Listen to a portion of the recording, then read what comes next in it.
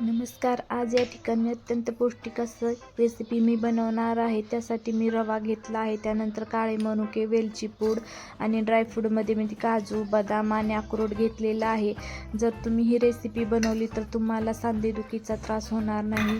तुमचे जे काही हेल्थच्या समस्या असतील ना त्या दूर होण्यास मदत होणार आहे. आता कढईमध्ये मी तूप टाकून रवा त्यामध्ये असा गोल्डन ब्राऊन कलर येईपर्यंत परतून घेणार आहे. तुम्हाला जर एक पदार्थ मी तुम्हाला सिक्रेट सांगणार आहे. तो पदार्थ तुम्ही या रेसिपीमध्ये जर टाकला ना, तुमची हाडीदुखी जे आहेत ते आज थांबणार आहे आणि जो काही अशक्तपणा वगैरे असणार आहे ना, तो या पदार्थामुळे कमी येणार आहे. हा पदार्थ तुमच्या शरीरामध्ये, हाडांमध्ये वंगण करण्याचं काम करतो आणि हाडांची दुखादुखी थांबते. आता याच्यामध्ये मी तूप टाकलेलं आहे आणि हे साजूक गाईचं तूप आहे आणि पुन्हा एकदा हा रवा आपल्याला भाजून घ्यायचा आहे.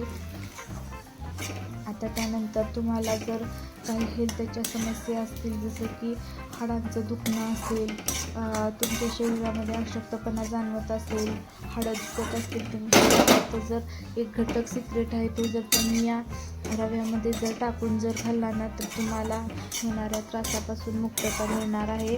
आता हा रवा व्यवस्थित भाजून घेणार आहोत आपण. गोल्डन ब्राऊन कलर येईपर्यंत परतत राहायचा. एका ठिकाणी जास्त वेळ राहिला तर तो करपतो, त्याच्यामुळे आपल्याला उलटाण्याच्या साहाय्याने हा सतत परतत राहायचा आहे.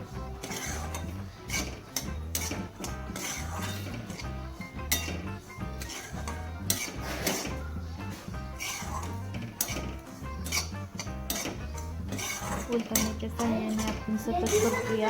एका ठिकाणी राहिला तर तो करपतो, त्याच्यामुळे रवा आपण जसा एकदम रव्याचे लाडू बनवताना पण काही जण अशा पद्धतीचा रवा हा कढईमध्ये परतून घेतात, पण थोडासा तो पांढरा असतो. इथं आपल्याला थोडासा जास्त भाजून घ्यायचा आहे. हे बघा, आपला रवा भाजून झालेला आहे. आता आपल्याला काय करायचं आहे, कढईमध्ये तूप टाकायचं आहे 2 चमचा.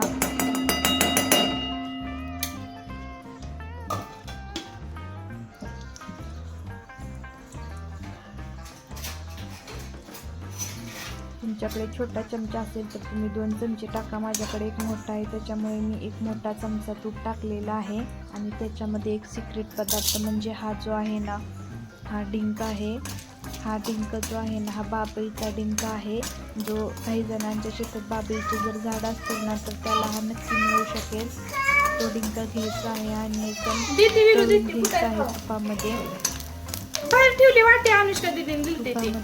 नंतर ते दुप्पट फुगतो. जसं आपण नायलॉनचा साबुदाणा तळतो ना, जसा तो फुगतो तसाच हा डिंक सुद्धा फुगतो.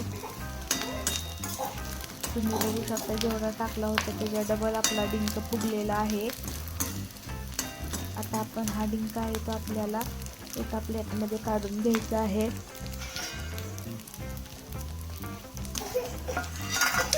आता एका प्लेटमध्ये आपण हा डिंक आहे तो काढून घेणार आहोत. तुम्ही बघू शकता किती छान असा हा तेलामध्ये तळलेला आहे.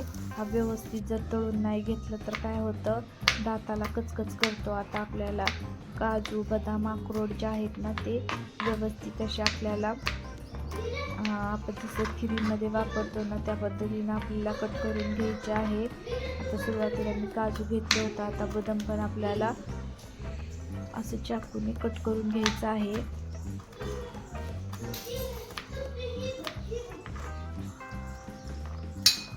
त्यानंतर अक्रोड पण आपल्याला, जसं आपण काजू बदाम कट केले तसं अक्रोड पण आपण कट करून घेणार आहोत.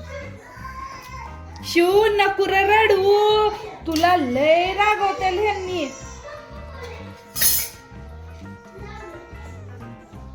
आता इथं मी गूळ वापरलेला आहे आणि डिंक जो आहे ना, तो मिक्सरमधून आपल्याला बारीक करून घ्यायचा आहे. एकदम बारीक अशी पेस्ट बनवायची आहे. डिंकचं आता मी शिरा बनवत आहे. या शिरामध्ये मी डिंकाचा वापर करून शिरा बनवणार आहे. या पद्धतीचा जर शिरा जर तुम्ही बनवून खाल्ला नाही, बघा बारीक असं आपलं किती छान असा डिंक जो आहे तो बारीक झालेला आहे. तुम्ही अशा पद्धतीने जर डिंकाचा वापर जर शिऱ्यामध्ये बनवला तर ते आपल्या आरोग्यासाठी खूप फायदेशीर असणार आहे. तुम्ही बघू शकता की मी एका प्लेटमध्ये डिंक काढलेलं आहे. आता कढईमध्ये आपल्याला अर्धा तांबी पाणी टाकायचं आहे आणि पाणी उकळलं की त्याच्यामध्ये गूळ टाकायचा आहे आपल्याला. त्याच्यामुळे हाडांचं जे दुखणं आहे ना ते कमी होतं, हाडांना कॅल्शियम मिळतं, हाडांची झीज होण्यापासून संरक्षण होतं. तुम्ही डिंक खाल्ला तर डिंक हे वंगणाचं काम करतो. तसेच स्त्रियांच्या बऱ्यापैकी पोटाची समस्या, पिरियड रेग्युलर येत नाही तर डिंकाचं सेवन केलं तर यातून एक सर्वोत्तम असा पर्याय आपल्याला मिळणार आहे. आता इथे डिंक टाकला आहे आणि व्यवस्थित असं हे मिश्रण आपल्याला हलवून घ्यायचं आहे जेणेकरून गाठी वगैरे राहणार नाहीत. आता आपण इथं पौष्टिक शिरा बनवलेला आहे आणि त्याच्यामध्ये घटक इथं वापरलेला आहे. मी साखर वापरलेली आहे, इथं मी गूळ वापरलेला आहे. आता गॅसची फ्लेम उकळल्यानंतर कमी केलेली आहे. आता त्याच्यामध्ये कट केलेली काजू, बदाम, अक्रोड आपल्याला या शिऱ्यामध्ये आपण घालणार आहोत. आता गॅसची फ्लेम कमी करून नंतर त्याच्यामध्ये वेलची पूड टाकायची आहे. कापून देऊ का? त्यानंतर इथं काळे मनुके टाकायचे आहेत आणि ते पण 2 मिनिटं उकळून घ्यायचे आहेत.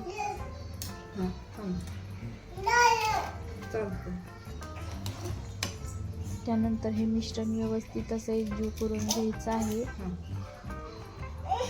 कापू दे. ती दादाले तू उलटाण्याने आपल्याला एकदा दोनदा परतायचं आहे. त्यानंतर त्याच्यामध्ये आपल्याला भाजून तुपामध्ये भाजून घेतलेला रवा किंवा तुमच्याकडे जरा वगैरे म्हणत असतील तरी चालेल, तो आपल्याला या कढईमध्ये टाकायचा आहे आणि उलटाण्याने आपल्याला व्यवस्थित असं घट्टसर होईपर्यंत आपल्याला परत हलवत राहायचं आहे जेणेकरून गाठी वगैरे राहणार नाहीत. आपण देशी गाईच्या तुपाचा वापर केलेला आहे त्यामुळे तूप योग्य प्रमाणात वापरले तर गाठी अजिबात होत नाहीत. कॅल्शियम अशा पद्धतीच्या शिऱ्यामुळे कॅल्शियम वाढते हाडातील. स्त्रियांच्या पोटाच्या समस्या, त्याच्यामध्ये काहीच अडचणी वगैरे असतील, जर त्यांना पिरियड वगैरे रेग्युलर येत नसतील तर डिंकाचं सेवन केलं तर निश्चितच याचा फायदा वगैरे होणार आहे. बघा किती मस्त असा आपला डिंकाचा शिरा बनवून झालेला आहे. एकदम पौष्टिक अशी रेसिपी आहे. ही रेसिपी आवडल्यानंतर शेअर नक्की करा आणि तुम्ही सुद्धा अशा पद्धतीनं डिंकातील शिरा हा नक्की बनवून बघा. अगदी लहानांपासून मोठ्यापर्यंत सर्वजण आवडीनं खातील आणि एकदम पौष्टिक आणि हेल्दी रेसिपी आहे. अशा पद्धतीची रेसिपी आठवड्यातून एकदा तरी घरी बनवणं गरजेचे आहे. त्याच्यामुळे आपल्याला हाडांच्या समस्यावर लवकरच त्याच्यावर म्हणजे इलाज होणार आहे आणि हाडांचे दुखणे पटकन असे थांबणार आहे. तुम्ही बघू शकता खूप खमंग असा आपला शिरा डिंकातला बनवून तयार आहे.